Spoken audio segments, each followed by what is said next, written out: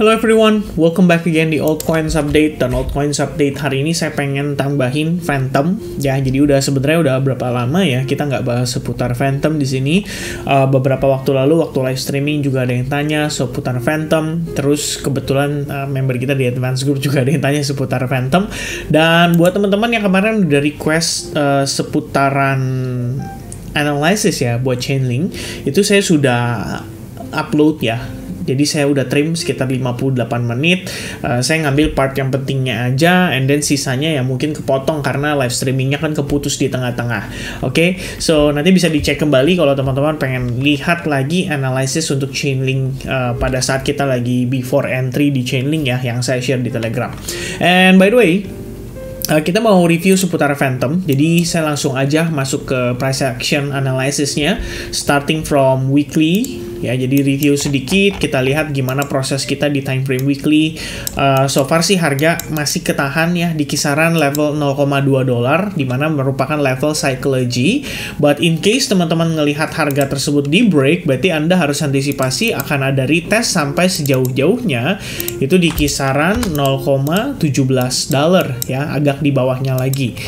Sementara key level psychology untuk di resistance-nya itu ada di 0,2350. Jadi per kita ngelihat si Phantom waktu lalu udah berhasil breakdown, disinilah kita mulai mengantisipasi adanya probabilitas untuk Phantom create harga yang lebih rendah.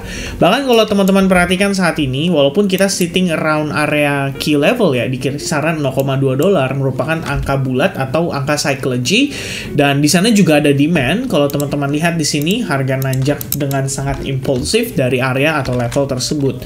Jadi kalau misalnya dengan progres seperti sekarang ini, apakah dia akan tertahan, apakah dia akan langsung rebound?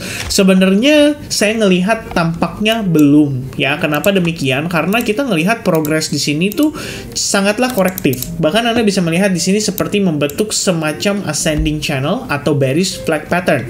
Buat sebagian orang yang percaya pola ya, seharusnya dia melihat ini sebagai penurunan impulsif, penguatan yang cenderung korektif ya. Jadi penguatan korektif ini ya biasanya ya untuk meneruskan penurunan impulsif kembali berikutnya ya. Jadi ini adalah kondisi yang perlu teman-teman antisipasi kalau melihat pergerakan pada Phantom, terutama di time frame daily. Dan next targetnya di mana sih ya? Yang saya lihat adalah di kisaran $0,17.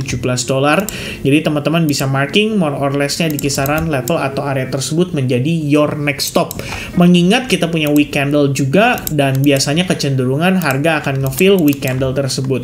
Oke, jadi harus diantisipasi penurunan lanjutan pada si Phantom.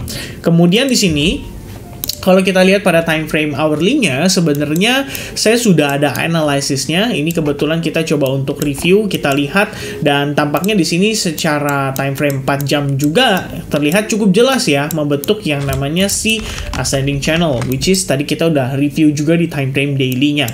Nah, kalau teman-teman gunakan Fibonacci retracement, kalian tarik dari impulsive swing yang ada di sini, itu jatuh-jatuhnya 50% retracement loh. Pas banget ya. Ketika kemarin Bitcoin-nya nanjak, kita langsung kena reject dari area tersebut, dan harganya akhirnya terkoreksi hingga kembali ke bottom of the initial move ya. Jadi kalau kita lihat ini kan nanjaknya dari bawah sini, dia naik, kemudian kena reject 2 kali, habis itu dia turun balik lagi sampai ke area demand-nya.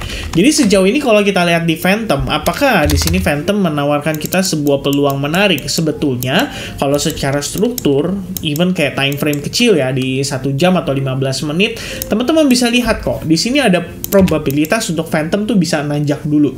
Terutama kalau kita lihat time frame 1 jam. Pertama saya melihat ada reaction dari demand zone yang sangat powerful di sini ya. Jadi kita bisa lihat ada fake out-nya, ada liquidity sweep lah ya di bawahnya seperti ini lebih kurangnya. Anda bisa lihat harga sempat turun ke bawah, tapi kemudian dia langsung recovery, balik naik dan membentuk yang namanya V formation. Nah, kalau kita lihat di proses ini, saat ini harusnya masuk ke dalam fase retracement-nya, dan pada time frame 1 jam tadi itu kita mendapati closing candle di sini membentuk yang namanya pin bar Ya, pin bar di sini biasanya merupakan bullish pin bar, maksudnya karena posisi kita dalam keadaan tekanan jual ya. Kita lihat seperti bullish pin bar, dan next candle di time frame 1 jam bisa jadi konfirmasi untuk si harga pada Phantom bisa naik kembali. Nah, sebenarnya ngelihat progres kayak gini ya, kalau teman-teman mau berencana untuk entry long position, ini adalah posisi yang cukup oke, mengingat harga cukup rendah, kemudian ada punya patokan berupa channel, dan ada reaction datang dari demand zone-nya. Dan kalau teman-teman gunakan istilahnya posisinya ya kalau teman-teman menggunakan pola ya, mungkin kalian bisa melihat di sini bahwa proses ini tuh sebenarnya seperti membentuk yang namanya falling wedge atau descending channel. Nah, dari sana biasanya ada kecenderungan proses koreksi ini berlangsung selama 3 swing ya, lebih kurangnya 1 wave ke bawah, wave 2 ke atas, wave 3-nya ke bawah lagi, jadi kayak ABC, kemudian dia bisa rebound untuk mengejar ke area yang lebih tinggi.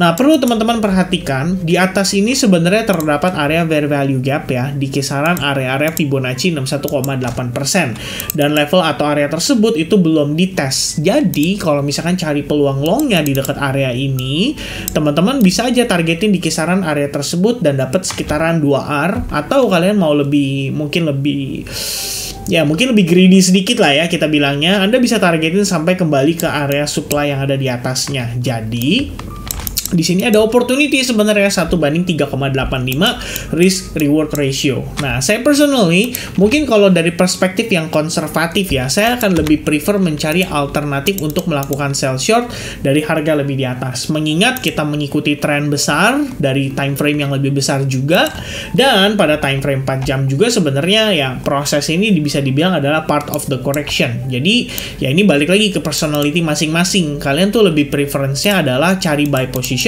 atau cari sell short. Ya, kalau misalkan kalian berencana untuk cari buy position, kalian bisa turun kok sampai time frame kecil sekalipun seperti 5 menit. Jadi tadi saya sudah sempat kemarin ya, saya sudah sempat sampaikan, kita tuh sempat ngebahas di sini. Ketika kita membahas untuk entry plan-nya di Chainlink, itu saya tarik sampai ke 5 menit untuk melihat detailnya. Which is sebenarnya ini ya bisa dibilang ya mungkin kurang begitu ideal lah ya dilakukan pada saat weekend, karena biasanya market cenderung low volatile. Dan untuk case-nya si Phantom di sini, teman-teman bisa asumsikan bahwa Phantom enak di buy kalau misalkan dia udah berhasil break terhadap area 0,2028. Jadi istilahnya seperti conditionnya itu pertama harus break dulu, and then proses retest di time frame 5 menit itu bisa jadi alternatif entry point teman-teman. Atau lihat di 15 menit ya. Jadi teman-teman lihat di sini kita memiliki semacam area support resistance. Kalau dia bisa flip back balik di atas level tersebut, ya kalian mau cari entry long dari istilahnya dari area support resistance itu baru mungkin ideal. Ibaratnya kalian cari setup mirip-mirip kayak gini ya, break and then retest, dia balik ke sana, stop loss di previous low which is di kisaran area ini ya, kita bisa lihat 0,1997 dengan target profit ada di atas daripada si swing high sebelumnya, kira-kira seperti itu ya. Jadi ini sebenarnya balik lagi ke preferensi atau taste masing-masing, tapi buat saya personally mungkin akan lebih nyaman mencari sell short. Jadi ekspektasi saya tetap ngelihat Phantom bisa naik dulu, itu akan lebih bagus supaya saya bisa dapat alternatif sell short dari harga yang lebih baik. Kira-kira seperti itu teman-teman view saya seputaran si Phantom. Dan closing di sini time frame 1 jam dalam 28 menitan itu baru bisa jadi konfirmasi kita ya, apakah di sini si harga akan respect terhadap trendline dan area Fibonacci level. Dan probably untuk menambah confluence kita bisa gunakan VWAP juga, kita tarik dari swing low-nya di sini dan kita lihat ya teman-teman, di sini kita akan coba untuk detailkan. Kita ambil dari volume yang paling rendah which is di sini. Yep, lebih kurangnya. Dan ya, kita saat ini ketahan ya di area resistance-nya. Jadi kalau misalkan untuk VWAP sendiri memberikan indikasi bahwa kita akan tersqueeze lebih lanjut di antara level VWAP dengan si trendline itu. Jadi kalau misalkan untuk entry long pun nggak tahu ya, saya sih ngelihatnya jadi lebih beresiko aja.